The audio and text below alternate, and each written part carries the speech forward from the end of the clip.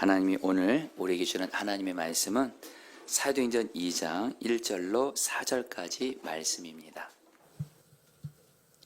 오순절날이 이미 이르매 그들이 다 같이 한 곳에 모였더니 호련히 하늘로부터 급하고 강한 바람 같은 소리가 있어 그들이 앉은 온 집에 가득하며 마치 불의 혀처럼 갈라지는 것들이 그들에게 보여 각 사람 위에 하나씩 임하여 있더니 그들이 다 성령의 충만함을 받고 성령이 말하게 하심을 따라 다른 언어들로 말하기를 시작하니라.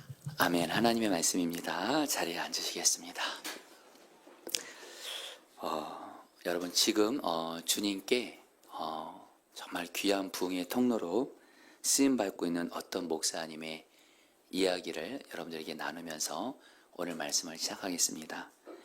이 목사님이 한 번은 미국의 부흥하는 교회들을 탐방을 했습니다. 그런데 안내하시는 가이드분이 이 목사님들에게 목사님들 부흥하는 교회만 보지 마시고 한때는 부흥을 했지만 지금은 쇠퇴하고 있는 시카고 제일교회라는 곳이 있는데 한번 그곳을 가서 보시겠습니다. 그래서 그 시카고 제일교회를 간 거예요. 그때 그 목사님이 시카고 제일교회를 들어가는 순간, 예배당을 들어가는 순간 부흥이 사라진 교회는 공기조차 다르다는 걸 알았대요. 이 교회가 한때 부흥을 했었는데 언젠가부터 교회에 부흥이 사라지고 쇠퇴하면서 부흥하지 않는 교회, 쇠퇴한 교회는 공기부터가 삭막하더래요. 그때 목사님이 그 교회 예배당 의자에 앉아서 눈물로 이렇게 기도했다고 합니다. 하나님, 저는 부흥하는 교회에서 사역하기 원합니다. 제가 목회하는 교회의 성도들은 부흥하는 교회에서 신앙생활하게 해주십시오. 하면서 그렇게 우시면서 기도를 하셨대요. 그리고 주님께서 목사님의 이 기도를 주님의 때에 응답해 주셔서 이 목사님이 섬기는 교회에 하나님이 부흥을 주세요. 그래서 그 성도들이 부흥하는 교회에서 이렇게 신앙생활하게 되었다고 합니다.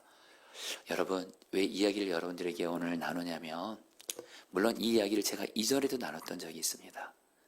그러나 오늘 맥주감사절인 오늘 이 이야기를 다시 나누는 이유가 있습니다. 그 목사님의 심정이 그대로 제 심정과도 동일하기 때문에 그렇습니다.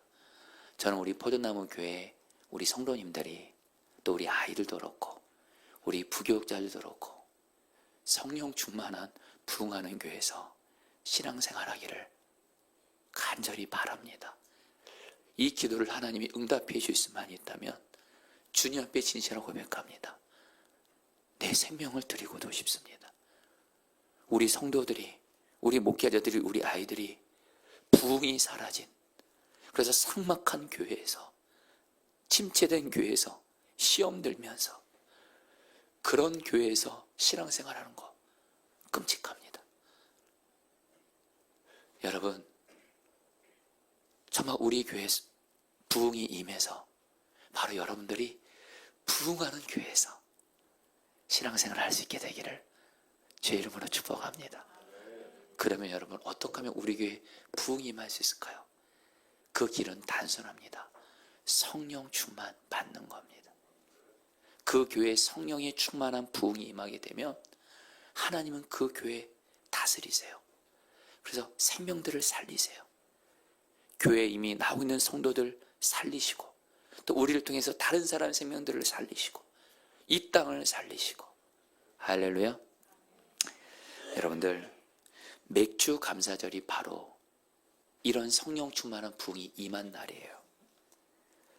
여러분, 하나님께서 이스라엘 백성들에게 반드시 지켜야 될 세 가지 절기를 구약 성경에서 율법으로 정하셨습니다. 그 세 가지가 뭐냐면 유월절, 맥주절, 수장절이에요. 그리고 이 세 가지 절기를 오늘날에도 하나님의 백성이여 자녀인 우리는 하나님께서 반드시 지키라고 하세요. 유월절은 어떻게 지키고 있냐면 고난주간과 부활절로 지키고 있어요. 수장절은 추수감사절로 지키고 있어요. 그럼 맥주절은 바로 오늘 우리가 이렇게 지금 지키고 있는 거예요. 출애굽기 23장 16절 말씀에 하나님이 맥주절을 반드시 지키라고 말씀하세요. 읽어볼까요? 너희는 시작. 너희는 너희가 애써서 밭에 씨를 뿌려서 거둔 곡식의 첫 열매로 맥주절을 지켜야 한다. 하나님께서 이스라엘 백성들이 애굽의 노예로부터 출애굽해서 광야에 있을 때 하나님이 말씀하세요. 너희들 이제 이 광야가 끝나고 약속의 땅인 가나안 땅에 들어가서 농사를 짓게 될 텐데 농사 짓고 나서 첫 열매를 반드시 하나님께 드리라. 이렇게 말씀하세요. 여러분, 이게 바로 첫 열매를 드리는 절기가 바로 맥주절인데, 이게 여러분 신약으로 와서 어떤 의미가 있을까요? 여러분, 이 맥주절이 다른 이름이 있습니다. 이 맥주절을 50일 동안 지킵니다. 50일 동안 지키면서 마지막 50일째 되는 날 하나님께 큰 제사를 드린다고 해서 맥주감사절을 뭐라고 말하냐면 오순절이라고도 말합니다. 그런데 여러분들, 이 신약시대 때 오순절에 어떤 일이 일어났을까요? 오늘 1절 말씀 같이 읽을까요? 오순절 날이 시작. 오순절 날이 이미 이름에 그들이 다 같이 한 곳에 모였더니, 오순절 날 120명의 성도들, 12사도들과 함께 120명의 성도들이 한 곳에 모였습니다. 오순절에. 그리고 어떤 일이 생겨요? 하나님이 그들에게 성령의 충만한 은혜를 주십니다. 먼저 성령님이 바람처럼 그들이 거한 집, 여기서 집은 마가다라 빵입니다. 임하게 돼요. 2절 말씀 읽을까요? 호련히 시작. 호련히 하늘로부터 급하고 강한 바람 같은 소리가 있어 그들이 앉은 온 집에 가득하며, 성령님이 바람처럼 집에 가득히 임했다 그래요. 여기서 우리는 뭘 깨달아요? 성령님은 공간에도 임하세요. 그래서 성령 충만한 교회는요, 공기가 달라요. 따뜻해요. 주님의 임재를 경험해요. 평안해져요. 할렐루야. 저는 우리 교회가 그렇게 되기를 기도합니다. 성령님이 이 교회를 다스리사, 공간에 임하사, 정말 성령의 은혜를, 공간에 임하는 성령의 은혜를 경험하는 거예요. 그러나 성령님은 공간에만 임하지 않습니다. 가장 중요한 사람들에게 임합니다. 3절 읽을까요? 마치 부레아처럼 시작. 마치 부레아처럼 갈라지는 것들이 그들에게 보여 각 사람이 하나씩 임하여 있더니, 성령님이 불처럼 사람에게 임합니다. 그런데 중요한 건 여러분들, 성령님이 소수에게만 어떤 특정한 사람에게 임한 것이 아니라 120명이 다 성령 충만 받습니다. 4절 말씀까지 읽겠습니다. 그들이 다 시작. 그들이 다 성령의 충만을 받고 성령이 말하게 하심을 따라 다른 언어들로 말하기를 시작합니다. 손을 따라 볼까요? 그들이 다 성령의 충만을 받고, 120명이 다 성령 충만 받았고요. 이들로 인해서 교회가 세워집니다. 그래서 여러분, 성령님이 충만하게 임하신 맥주절, 오순절이 바로 교회의 생일이에요. 마치 성탄절이 예수님의 생일이라면 맥주절이, 오순절이 바로 교회가 세워진. 근데 여러분, 교회는 어떻게 세워졌어요? 성도들이 성령 충만 받고 나서. 그리고 여러분, 이 성령 충만을 받으면서 교회가 세워질 뿐만 아니라 이제 이 교회를 통해서 여러분, 우리는 사도행전의 그 부흥을 보게 됩니다. 여러분, 저는 오늘 바로 저희 교회는 지난 주일날 창립 6주년 감사 예배를 드리고, 이제 오늘 여러분들 주일 예배를 드리게 되는데, 맥주절 예배를 드리게 되는데, 저는 오늘 이 말씀을 주님께서는 약속으로 받습니다. 그들이 다 성령의 충만함을 받고, 이 말씀이 우리 사랑하는 포도나무교회 모든 목회자, 성도들, 아이들까지, 그리고 우리 갓난아기 우리 다겸이까지 다 성령 충만 받게 되기를 축복합니다. 여러분, 우리 아이들이 성령 충만 받는 거 성경적입니다. 실제로 성령 충만 120명이 다 받고 나서 베드로가 뭐라 그래요? 유엘 말씀이 이루어진 거라고. 어른들, 노인들뿐만 아니라 아이들에게도 성령 충만이 임한 말씀이 이루어졌다 그래요. 여러분, 정말 저는 오늘 이 맥주절에 그들이 다 성령 충만 받고, 이걸 약속의 말씀으로 주시는 거예요. 여러분, 기도해 주세요. 우리 교회가 이 맥주절을 시작으로 다 성령 충만 받아서 우리 교회 부흥이 임하게 하여 주시옵소서. 특별히 여러분, 우리가 성령 충만에 대해서 정확히 알 필요가 있는데요, 예수님을 믿고 제사함 받은 우리 안에 성령님으로 계시게 되죠. 이것을 신학적인 용어로 성령의 내주 이렇게 말합니다. 그런데 여러분, 성령님이 우리 안에 계시는 것으로 우리는 절대 만족하시면 안 돼요. 성령님이 우리 안에 계셔서 우리를 다스리셔야 돼요.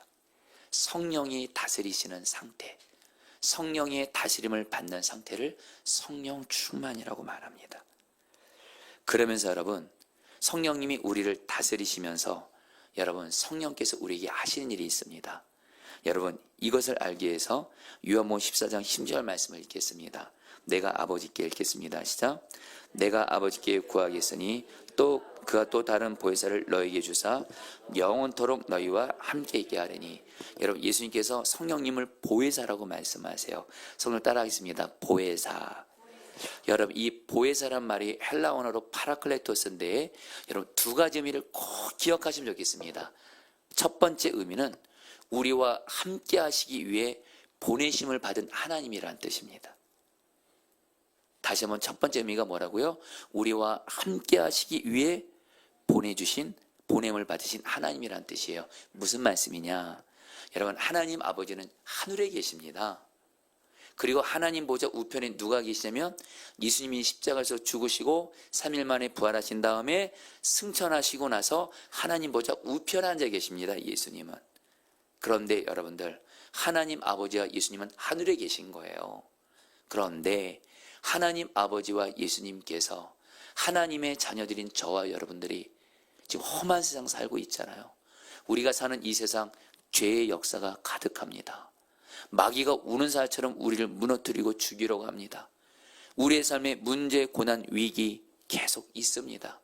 이 험한 세상에서 우리와 함께 하셔서 우리를 도와주시려고. 보혜사란 의미가, 이 보혜사가 영어로 헬퍼입니다. 돕는 자. 우리의 힘으로는 이 험한 세상 살아갈 수 없거든요. 우리의 힘과 능력으로는 죄 못 이기거든요. 우리의 힘과 능력으로는 마귀 절대 못 이기거든요. 우리의 힘과 능력으로는 우리가 당하는 고난, 문제, 위기 못 이기거든요. 그래서 하나님 아버지와 예수님께서 우리와 함께 하셔서 우리를 도와주기 위해서 보내신 하나님이 바로 성령님이신 줄 믿습니다. 이게 바로 보혜사라는 뜻이에요. 그래서 로마서 8장 26절에 성령님을 이렇게 말합니다. 이와 같이 성령도, 시작. 이와 같이 성령도 우리의 연약함을 도우시나니. 성도님들, 예수 믿는 자에게 두 가지 현실이 있습니다. 팩트가. 먼저 우리는 연약해요. 그런데 여러분, 걱정 마세요. 연약한 우리 안에 성령님이 우리를 도우시려고 함께 우리 안에 오셔서 성령님이 우리를 도와주세요. 그래서 우리 연약함을 이기게 하십니다. 여러분, 제가 그 지난 주간에, 여러분, 저는 주일 설교가 여러분들에게 제가 한 주간 예수님과 동행하는 것을 보고하는 시간이기도 합니다. 여러분, 저도 여러분들처럼 치열한 삶 삽니다. 결코 교회만 있으면 여러분 안락하고 편안하고 문제없는, 아닙니다. 여러분, 지난 주간에 특별히 여러분, 저희 6명의 아이들 중에 어떤 한 아이가 정말 저를 화나게 만드는 거예요. 참고로 여러분, 하영이는 아닙니다. 근데 계속 이 아이가 제가 보기에 못마땅한 행동, 그리고 잘못도 하고 다른 애들이랑 싸우기도 하고, 그러니까 정말 마음에 못마땅한 거예요. 참다가 여러분 화가 제가 올라오더라고요. 화를 못 이기죠, 당연히. 근데 여러분, 저는 지난날 경험을 통해서 알거든요. 그렇다고 여러분, 화가 나는 건 죄는 아니에요. 그러나 화를 내면 죄입니다. 근데 여러분, 화를 내면 지난날 제 아이들이 심하게 그 마음에 상처와 아픔이 있는 것을 알기 때문에 그때 주님 바라면서 성령 충만을 구했어요. 제 연약함이 화를 내는 거기 때문에 성령님 도와주세요. 다스려주세요. 그러니까 그러면 성령님이 화를 쫙 이렇게 가라앉게 하시더라고요.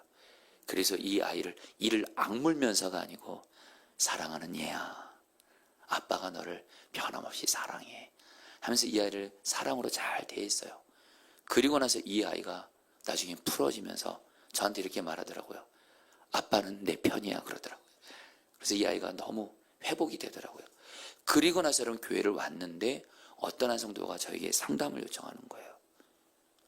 목사님, 제가 조금 전에 어떤 사람이 제 성질을 건드려서 성질을 냈어요. 사실 주먹까지 내고 싶었지만 거기까지는 가지 않았는데 또 화내서 성질 냈다는 거예요. 그래서 목사님, 정말 성질 죽일 수 있는 거예요? 정말 예수 믿으면 성질 죽일 수 있는 거예요? 저한테 여러분들 막 이렇게 무서운 눈으로 보면서 막 그때 제가 이분을 사랑하는 마음으로, 성도님, 우리 힘으로는 절대 성질 못 이깁니다. 못 죽입니다. 그래서 우리 안에 성령님을 보내주신 거예요. 그래서 조금 전에 제가 화낼 뻔했던 저희 아이를 얘기하면서, 성도님, 성령 충만 구하면 성질을 성령님이 녹여주세요. 오직 사랑으로 대하게 하세요. 이렇게 말씀을 드렸어요. 혹시 여러분 중에 지금 성질이 나신 분들 혹시 계시다면 성령 충만 구하시기를 축복합니다. 그러면서 여러분, 구체적으로 성령 충만 받으면 성령님은 연약한 우리를 어떻게 도우실까요? 간단하게 몇 가지만 보겠습니다. 사도행전 1장 8절 말씀, 너무도 유명한 말씀이죠. 같이 읽겠습니다. 오직 성령이 시작. 오직 성령이 너에게 임하시면 너희가 권능을 받고 예루살렘과 온 유대와 사마리아 땅끝까지 이르러 내 증인이 되리라 하시니라. 손을 따랐습니다. 성령이 너에게 임하시면 너희가 권능을 받고, 여러분 이 말씀을 꼭 암송하세요. 성령이 너에게 임하시면, 이게 바로 성령 충만입니다. 권능을 받고. 여기서 이 권능이 여러분 뭐라 그랬죠?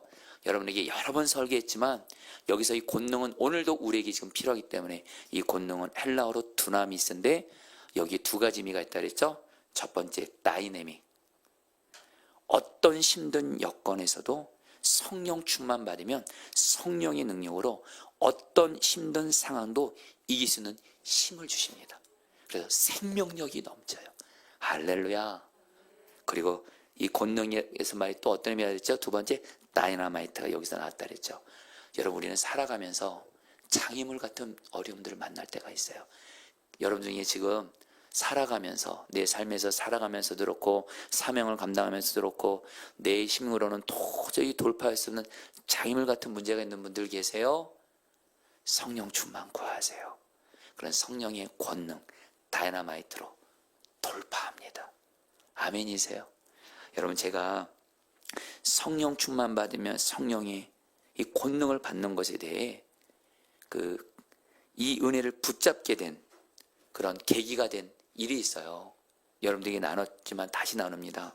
분당 우리교회 이찬수 목사님이 교회에 대한 책을 쓰시면서, 이찬수 목사님이 그 책에서 이런 얘기를 하세요. 제가 읽어드릴게요. 이찬수 목사님의 고백입니다. 나는 일정이 바쁠 때면 하루에 4시간 정도밖에 잠을 자지 못한다. 그렇게 일주일을 보내고 나면 피곤이 엄습해 온다. 주일날이면 보통 새벽 3시에 일어난다. 그렇게 1부부터 5부까지 말씀을 전하고 오후 늦게 집으로 돌아가면 피곤이 몰려온다. 그러고는 월요일이 되면 몸이 아프다. 두통이 있을 때도 많다. 그럴 때 나는 성령 충만을 구하며 성령님이 주시는 권능, 두나미스를 구한다. 성령님, 비록 지금 몸은 피곤하고 머리는 아프지만 이 피곤함은 어제 최선을 다해 말씀을 전한 열매라 믿습니다. 이런 저에게 성령님이 두나미스 권능을 주셔서 비록 몸은 피곤하지만 제 심령은 기쁨으로 충만하게 하여 주소서. 이렇게 월요일을 보내고 잠자리에 들어가면 기대감으로 넘치게 된다. 이제 화요일 아침에 오늘까지 피곤함이 다 사라지고 맑고 깨끗한 정신으로 일어나게 될 것이다. 그렇게 화요일 새벽이 되면 말로 다 할 수 없는 상쾌함과 기쁨으로 잠자리에 일어나 한 주간을 달려갈 활력을 얻게 되는 것이다. 이 모든 결과는 내 안에 계시는 성령님의 두나미스 덕분이다. 제가 여러분 이것을 책에서 읽고요, 주님이 저에게도 너도 성령 충만을 구하며 두나미스를 구하라. 여러분, 지난 포도나무기 6년 동안 여러분, 저도 정직히 여러분에게 고백합니다. 저도 피곤할 때가 있었고요, 지칠 때가 있었고요, 이제 쉬고 싶다, 이런 말을 했던 적도 있었고요, 어쨌든 너무너무 힘들다, 너무너무 낙심이 든다, 이럴 때도 있었습니다. 그러나 그럴 때마다 저도 이찬주 목사님처럼 성령의 충만함을 구해요. 두나미스 권능을 구해요. 그러면 성령께서 여러분들에게 진실하고 고백합니다. 성령의 능력으로 주님이 지금까지 도와준 줄 믿습니다. 그러면서 여러분, 성령님이 우리를 어떻게 도우세요? 갈라디아서 5장 22절 23절, 오직 성령의 열매는 같이 읽겠습니다. 시작. 오직 성령의 열매는 사랑과 희락과 화평과 오래 참음과 자비와 양성과 충성과 온유와 절제니 이 같은 것을 금지할 법이 없느니라. 여러분, 이 말씀 유명한 말씀인데요, 이 말씀 바로 앞에 성령님과 동행하면서 성령 충만 받으라 말씀이 나와요. 그리고서 성령의 열매 9가지가 나오죠. 이건 바로 예수님의 성품을 말합니다. 여러분, 성령 충만 받잖아요. 주님이 뭐라고 말씀하세요? 예수님의 성품의 9가지 열매를 이 같은 것을 금지할 법이 없느니라.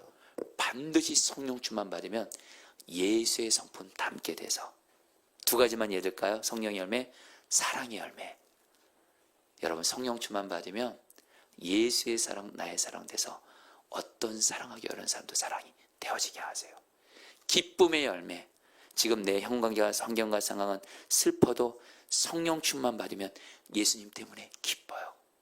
여러분, 성령께서 여러분을 사랑과 기쁨의 열매를 맺도록 도와주신다는 거예요. 아멘이세요? 이번에 여러분 필리핀 테오테 선교팀이 이번에 필리핀 선교 가는데 그곳에 지금 누가 사역하기 전에 김일로 선교사님이라고 사역하세요. 여러분, 김일로 선교사님은 저에겐 참 소중한 분입니다. 제가 그동안 신앙생활하고 사역을 하면서 감사하게 제 주변에 그렇게 많지는 않습니다만, 많지는 않은 것 같아요. 그러나 정말 예수님과 동행하면서 성령 충만한 가운데 기쁨과 사랑의 사람, 예수 닮은 분들이 몇 분 계세요. 그 중에 한 분이 김일로 선교사님이에요. 제가 2019년도에 김일로 선교사님 선교지를 갔었어요. 그때 여러분, 저는 그곳에서 부흥을 받습니다. 성령 충만해요. 예배가 그렇게 뜨거워요. 계속해서 여러분들, 예수 믿는 자들이 날마다 더해요. 그 김일로 선교사님의 그 사역 가운데 부흥이 임하는 걸 봤어요. 특별히 거기는 아이들이 그렇게 부흥이 되더라고요. 할렐루야. 부흥이 임하는 게는 반드시 다음 시대에 부흥이 오게 되거든요. 그런데 제가 김일로 선교사님의 저 그 부흥의 비결이 뭘까? 제가 한 번은 김일로 선교사님이 사역을 하시는데 어떤 한 사역자가 선교사님을 너무 힘들게 하는 거예요. 순간 제가 옆에서 김일로 선교사님 보면서 선교사님이 화내겠다 이렇게 생각했어요. 근데 화를 안 내는 거예요. 그러면서 예수님의 사랑으로 그 당신을 힘들게 하는 사역자를 품으시더라고요. 오직 사랑하시더라고요. 그러면서 여러분 깨달은 게 뭔지 아세요? 김일호 선교사님은 자기 함께한 사역자들, 성도들을 다 사랑하더라고요. 여러분, 지난 주일날 김일호 선교사님 우리 태우태 선교팀들 마지막 준비 모임 때 오셨어요. 그래서 말씀을 전하시면서 당신의 삶과 사역의 한 가지 중요한 원칙을 말씀하시더라고요. 여러분들, 제 삶과 사역의 원칙이 있습니다. 그것은 뭐냐면 삶은 사랑이다, 사역은 사랑이다. 그러면서 성교사님이 뭐라고 말씀하냐면 우리 마음 안에 원수까지 사랑하시는 예수님의 생명이 있다라는 거예요. 그래서 우리가 성령 충만 받기만 하면 원수 같은 사람도 사랑이 되어진다는 거예요. 그리고 또 성교사님이 말하더라고요. 우리 마음 안에 형제를 위해 죽기까지 하는 예수의 생명이 있대요. 이 예수의 생명이 성령 충만 받으면 우리도 다른 형제를 위해 죽기까지 사랑할 수 있습니다. 여러분, 저는 이 말을 들으면서 선교사님이 왜 이렇게 하나님께서 그 선교사님의 성판에 부흥을 준지를 알았어요. 성령 충만을 구하면서 삶과 사역을 오직 사랑으로 하니까 그 사랑의 그릇에 하나님이 부흥을 담아주시는 거예요. 여러분, 우리 교회도 그렇게 되시기를 축복합니다. 그래서 여러분, 성령님은 또 우리를 어떤 걸 도우세요? 요한복음 7장 38절 말씀 있겠습니다. 38절 39절 나를 믿는 자는 시작. 나를 믿는 자는 성경의 이름과 같이 그 배에서 생수의 강이 흘러나오리라 하시니 이는 그를 믿는 자들이 받을 성령을 가리켜 말씀하신 것이라. 성도님들, 우리가 성령 충만 받잖아요. 성령님이 내 안에 생수의 강이세요. 이 강이란 말은 나를 넘어서 다른 사람에게 흘러간다는 거예요. 그리고 물은 뭐죠? 사람을 살린다는 거예요. 성령 충만 받으면 성령님이 우리를 어떻게 도우세요? 내 주변에 있는 사람들의 생명을 살리도록 도와주십니다. 여러분들 혹시 주변에 가족 중에도 그렇고 내 주변에 사랑하는 사람들이 지금 힘들어가고 있고 아파하고 있고 고통 가운데 있어요? 성령 충만 구하세요. 그럼 나를 통해서 성령의 생수의 강이 흘러가서 성령께서 나를 통해 다른 사람의 생명을 살리도록 도와주시는 줄 믿습니다. 여러분들에게 필리핀 선교, 김일래 선교사님 이 선교 왔던 얘기를 하나만 더 해볼게요. 제가 2019년도에 필리핀 선교를 우리 성도들과 함께 갔었었는데 한 번 우리 김일래 선교사님이 그런 말씀을 하시는 거예요. 여러분들 이번에 오셔서 필리핀에 예수 믿지 않는 영혼들이 예수님을 전하게 될 거라고 말씀하시는 거예요. 그래서 여러분 저희 선교팀들이 매일 아침마다 반드시 했던 게 뭔지 아세요? 매일 말씀을 묵상하면서 말씀을 붙들고 기도하며 성령 충만을 구했어요. 왜요? 예수 믿지 않는 자가 예수님 믿게 되는 거, 그들이 사망에서 생명으로 옮겨지는 거, 지옥에서 천국으로 옮겨지는 건 절대 사람의 능력으로 안 돼요. 성령 충만 받아야 되거든요. 매일 아침마다 말씀과 기도를 통해 성령 충만을 생명같이 구했어요. 그리고 나서 여러분들 저희가 어디를 갔냐면 하이스쿨 고등학교가 있었는데 선교사님이 뭐라고 말씀하시면 저를 포함한 선교팀들에게 4개 반에 가서 예수님을 전하라는 거예요. 교실로 가서 각 반에 50명 이상의 아이들이 있고 총 4개 반이니까 200명의 아이들에게 예수님을 전하라는 거예요. 그래서 여러분 저와 우리 선교팀이 4개 반에 들어가서 200명의 아이들에게 전했어요. 어떻게 했냐? 먼저 찬양했어요. 애들이 듣든 안 듣든. 그 다음에 팀원 중에 한 명이 간증을 했어요. 내가 만난 예수님. 그리고 저는 성령 충만을 의지하며 복음을 전했어요. 그리고 나서 끝날 때 예수 믿겠다고 하는 아이들 손들라고 했어요. 얼마나 많은 아이들이 여러분들 예수 믿겠다고 손을 든지 몰라요. 그때 그 은혜를 지금도 잊지 못해요. 뭘 말씀드리는 거예요? 성령님은 우리가 다른 생명을 살리도록 도와준다라는 거예요. 여러분 이제 우리의 질문이 있습니다. 어떻게 하면 성령 충만 받을 수 있을까요? 이것에 대해서 성경은 여러 가지 얘기하지만 제가 여러분들에게 오늘 성령 충만 받기 위해 사도행전 2장의 성령 충만이 임하기 위해선 사도행전 1장을 보시면 돼요. 간단히만 나누겠습니다. 하나, 예수님이 제자들에게 말합니다. 오직 성령 충만 받으라 말씀하세요. 근데 제자들이 뭐라고 답하는 줄 아세요? 주님, 도대체 우리 이스라엘 언제 로마로부터 풀어줄 거예요? 우리 문제 언제 풀어줄 거예요? 이렇게 말하는 거예요. 그러니까 예수님이 뭐라고 말씀하세요? 너희들의 그 문제는 하나님 아버지의 고난에 있으니 하나님 아버지의 때에 맡기고 하나님 아버지가 하나님의 때에 너희들의 문제는 해결하실 테니까 지금 너희는 성령 충만 받으라 그래요. 여러분 여기서 성령 충만 받는 첫 번째 길이 나옵니다. 내게 있는 문제만 계속 묵상하고 문제에 빠져 있으면 안 됩니다. 내게 있는 문제 하나님 아버지께 맡깁니다. 그리고 오직 가장 중요한 첫 번째 기도는 문제 해결이 아니라 성령 충만이라는 거예요. 할렐루야. 어떤 사람이 성령 충만 받냐? 문제 해결만 구하는 사람은 성령 충만 받기 어렵습니다. 문제 해결이 우상이 될 수가 있습니다. 성령 충만을 먼저 구하라는 거예요. 문제 해결이 필요 없다는 것이 아니에요. 문제가 해결되는 건 하나님 아버지께서 하나님의 때에 하실 거고 지금 나에게 가장 중요한 기도 제목은 성령 충만이에요. 그리고 두 번째 예수님이 말합니다. 성령 충만 받기 전까지는 절대로 기도의 자리를 떠나지 말라. 어떤 사람이 성령 충만 받아요? 하루의 삶을 시작할 때 하나님 나 성령 충만 받지 않고는 하루를 시작하지 않겠습니다. 사람 만나지 않겠습니다. 성령 충만 받기 전까지는 사명 감당하지 않겠습니다. 이런 사람이 성령 충만 받는 거예요. 여러분 기독교 역사에서 성령 충만함으로 귀하게 쓰임받은 분 중에 토레이 목사님이 계신데 이분은 날마다 이런 기도를 하셨대요. 저는 여러분들이 토레이 목사님처럼 이렇게 기도하기를 바라요. 토레이 목사님은 이렇게 기도했어요. 성령님, 제가 성령님을 떠나서는 살 수 없어요. 제가 성령으로 충만하다고 느끼지 않을 때는 말하지 않게 도와주세요. 왜냐하면 성령 충만 없이 말할 때 저는 너무도 많은 말실수를 하기 때문입니다. 또한 성령님, 제가 성령 충만하다고 느끼지 않을 때는 인생의 중요한 결정을 하지 않게 도와주세요. 저는 너무도 잘못된 결정을 할 가능성이 있기 때문입니다. 성령님 나를 붙들어 주시옵소서. 성령 충만 받기 전까지는 나는 하나님 아무것도 못합니다. 이런 사람에게 성령 충만이 임하는 줄 믿습니다. 마지막으로 여러분들 고린도후서 13장 13절 여러분 축도가 여기서 나왔죠. 같이 한번 읽어볼까요? 주 예수 그리스도의 은혜와 보여줄 수 있으신가요? 네, 읽겠습니다. 시작. 주 예수 그리스도의 은혜와 하나님의 사랑과 성령의 교통하심이 너희 머리와 함께 있을지어다. 손을 따랐습니다. 성령의 교통하심. 이 교통하심이 바로 성령님과 친밀히 동행하는 거예요. 여러분, 내 안에 성령님이 지금 계세요. 성령님과 얼마나 친밀히 교제하고 동행하느냐에 따라서 성령 충만이 임하는 거예요. 그래서 성도님들에게 예수 동행 골든 썸머도 하게 하는 거고요. 성령님은 말씀의 영이시거든요. 그래서 성령을 가까이 하는 사람이 성령 충만 받습니다. 말씀 충만이 성령 충만이어서 여러분들에게 매일 성경 묵상을 하게 하는 거예요. 이제 말씀을 마칩니다. 여러분, 제가 지난 주간에 어떤 문제로 인해서 이렇게 저도 모르게 입술에서 그 문제를 생각할 때 탄식이 나오는 거예요. 하나님, 이 문제로 인해서 참 마음이 안타깝고 힘듭니다. 근데 주님이 곧바로 음성을 들려주시더라고요.